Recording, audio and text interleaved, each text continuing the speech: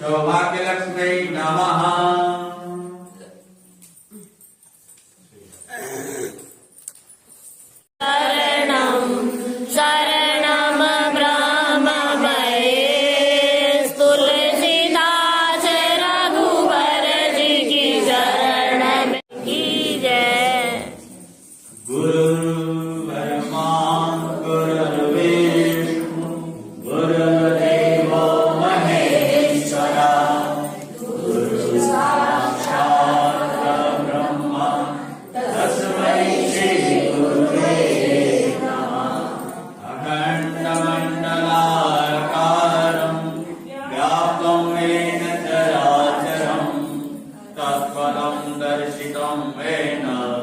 तस्मै श्री गुरुवे नमः।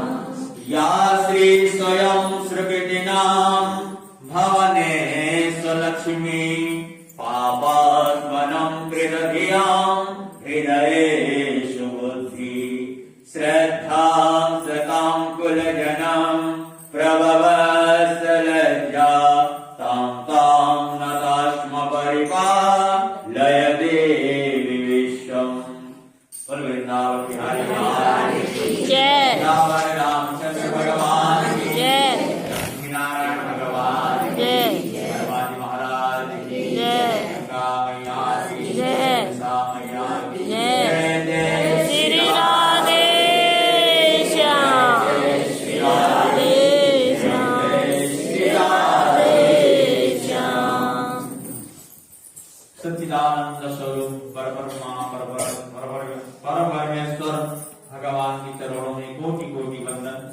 और सर्वप्रथम दीपावली की सुबह महोत्सव में यहाँ पर सभी उपस्थित माताएं और बहनें दीपावली की बहुत बहुत शुभकामनाएं आप लोग को। सभी के घर में ईश्वर विपुल लक्ष्मी की आगमन हो, सभी के यहाँ खुशहाली छाए, यही भगवान से हम प्रार्थना करते हैं। सर्वप्रथम तो हम जानते हैं दीपावली उत्सव हम क्यों मनाते हैं, किस लिए मनाते हैं और कहां से ये प्रचलन शुरू हुई। वैसे तो पौराणिक कथाएं बहुत हैं, बहुत से कारण हैं। तो इस पौराणिक कथा में भगवान श्री रामचंद्र जब 14 साल की वनवास हुई उनको, उसमें अनेक यातनाएं उनको भोगनी पड़ी। तो वो लंकापति रावण के जब विजय प्राप्त करके जब अयोध्या लौट गए थे, इस खुशी में अयोध्या वासी ने वहां दीप प्रज्वलन करके इस उत्सव को मनाया था।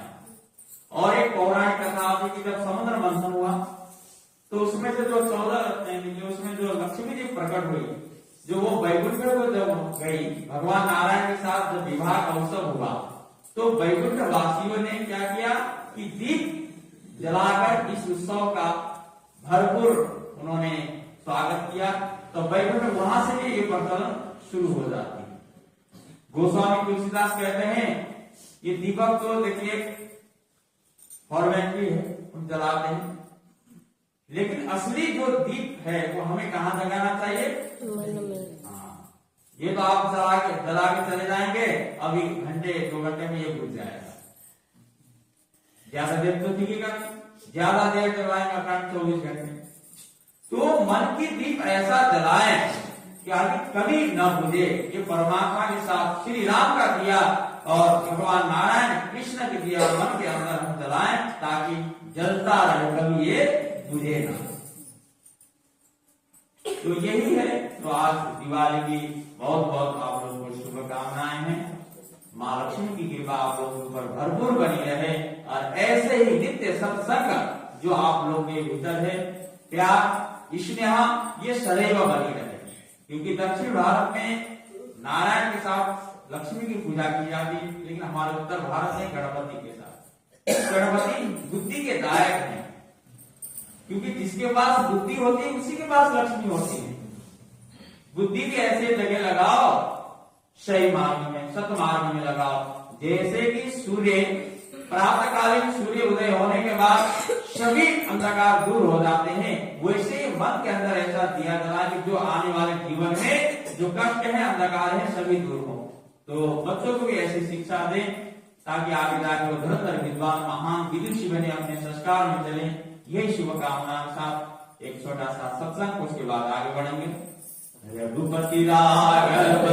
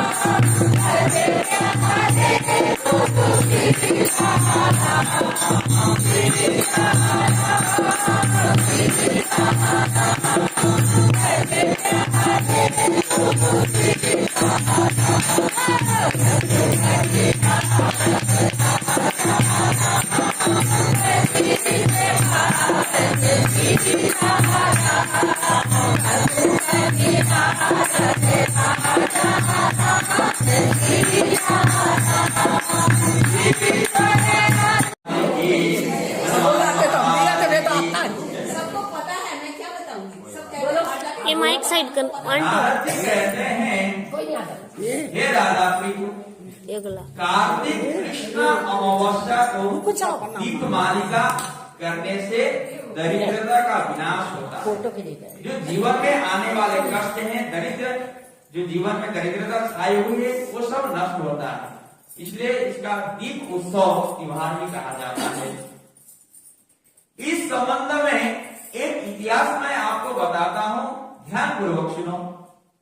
धूरसेन देश से सत्य सर्वन नामक अत्यंत दरिद्र एक ब्राह्मण रहता था।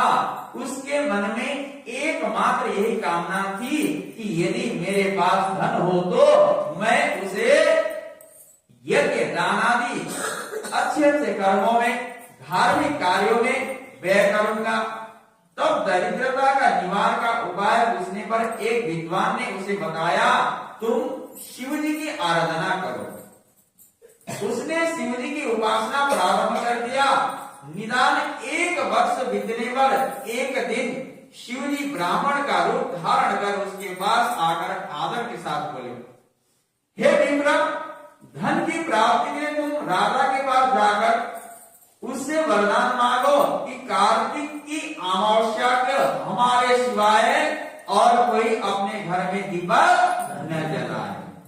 ब्राह्मण ने ऐसे ही किया और राजा ने उसकी बात स्वीकार करके कार्तिक कृष्ण चतुर्दशी को सारे शहर में ढिंडोरा पिटवा दिया कि अमावस्या को कोई भी अपने घर में दीपक न जलाए। राजा की आज्ञा मानकर अमावस्या की रात्रि को किसी ने भी दीपक नहीं जलाया। जब रात्रि को लक्ष्मी जी नगर में आए तो देखा कि समस्त नगर में अंधेरा है, मगर एक ब्राह्मण का घर खूब सजा हुआ है और दीपमाला से सजी हुई है। लक्ष्मी जी प्रसन्न होकर जब उस घर में प्रवेश करने लगे तो ब्राह्मण मार्ग रोक कर कहने लगा कि हे भद्रे, हे लक्ष्मी, तुम तुम्हारा पति अति कठोर है और तुम अत्यंत चंचल हो, इस कारण हमारे घर में प्रवेश मत करो। तब लक्ष्मी जी कहने लगी कि भगवान के शयन के समय मैं आई हूं, इस कारण निश्चय ही तुम्हारे घर में निवास करूंगी। ये सुनकर ब्राह्मण कहने लगा, यदि तुम इस बात की शपथ लो कि मेरे 3 पीढ़ी तक घर से कहीं नहीं जाओगी, मेरे घर में रहोगी और यहाँ पर स्थायी निवास करोगी, तब इस घर में मैं प्रवेश कर सकती हूँ, आप प्रवेश कर सकती हो। लक्ष्मी जी ने कहा कि यदि तुम विधि पूर्वक मेरा पूजन करोगे तो निश्चय ही मैं तुम्हारे घर में वास करूंगी। ये सुनकर ब्राह्मण ने पूछा कि मैं किस विधि से तुम्हारा पूजन करूं? तब लक्ष्मी जी ने कहा, कार्तिक कृष्ण अमावस्या को प्रातःकाल स्नान आदि से निर्मित होकर देवताओं तथा पितरों का पूजन करो। दिन के तीसरे भाग में स्नान करके ब्राह्मण को सुंदर पकवान बनाकर भोजन कराओ। प्रदोष समय दीप माला करो, दीप पूजन करो। वैसे भी आज प्रदोष काल में ही स्त्री लग्न प्रारंभ हो रहा है। 5:05 से 7:30 का समय स्त्री लग्न तीर्थ लग्न है, बड़ा ही उत्तम लग्न, घर में पूजा करने के लिए। तुलसी के समेत ब्राह्मण के घर में, देव मंदिर में, चौरास्ते में, शमशान तथा गौशालों में दीप जलाने चाहिए।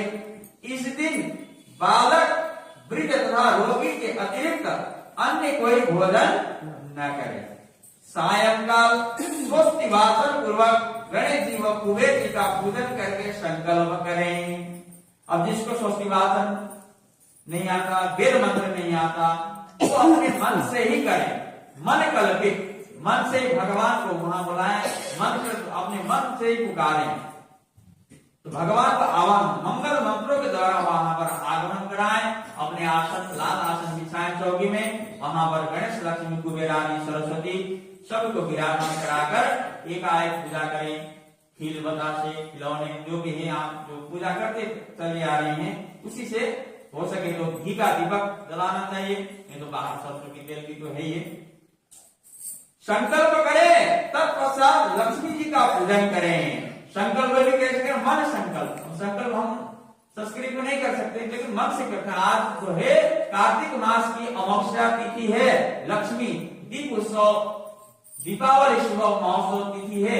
आज ये बात तो हम जान सकते हैं, साधारण आज रविवार का दिन है, तो सायंकाल हम अपने घर में स्थिर लक्ष्मी यानी कि विपुल लक्ष्मी, जो लक्ष्मी हमारे पास है वो सदा बनी रहे, क्योंकि लक्ष्मी निरंतर चंचल है, ये चलती रहती है।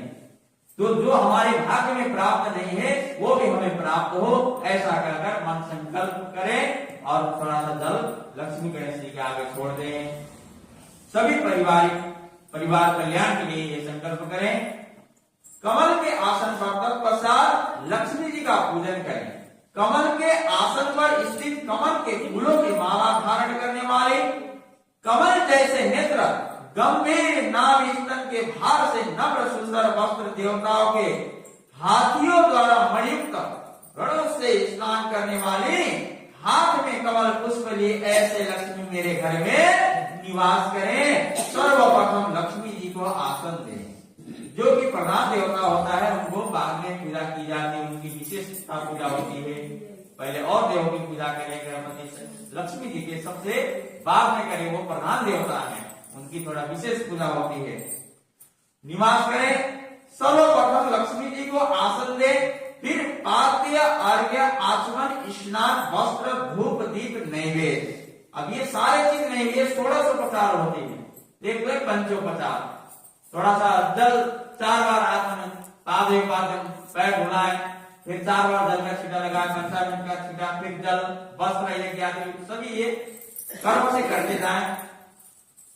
आचमन, स्नान, वस्त्र, धूप, दीप, नैवेद्य, जल, तांबूल, सुपारी सभी वस्तुओं को अर्पण करके नमस्कार करें, दीप जलाएं और समस्त रात्रि भगवान का कीर्तन करें। इस रात्रि को निश्चित काल भी माना जाता है। ये रात्रि में लक्ष्मी जी का पूजन करना बड़ा ही उत्तम माना जाता है, काल रात्रि।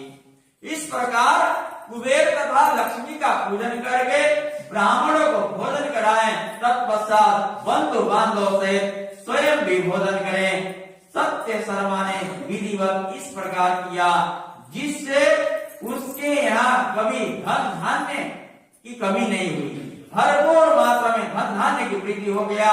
इसके बाद उसने अनेक यज्ञ भी किए।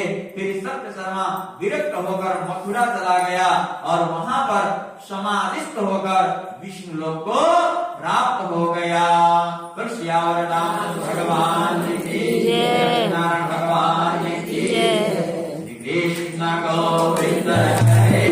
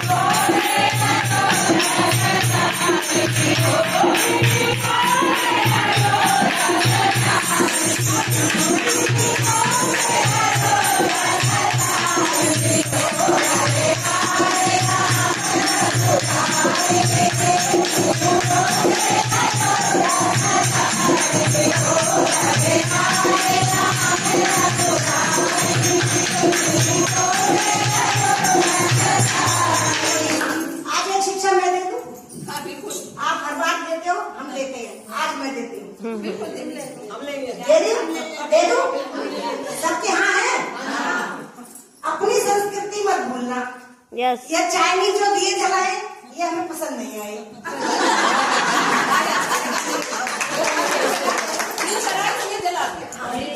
लेकिन यही अगर घी और तेल के होते इनका आनंद कुछ और नहीं सॉरी की बात नहीं, दिल करा जलाया। ये पानी से जल गए इसलिए जलाया। चमत्कार तो बड़ा वाला नया ट्रेंड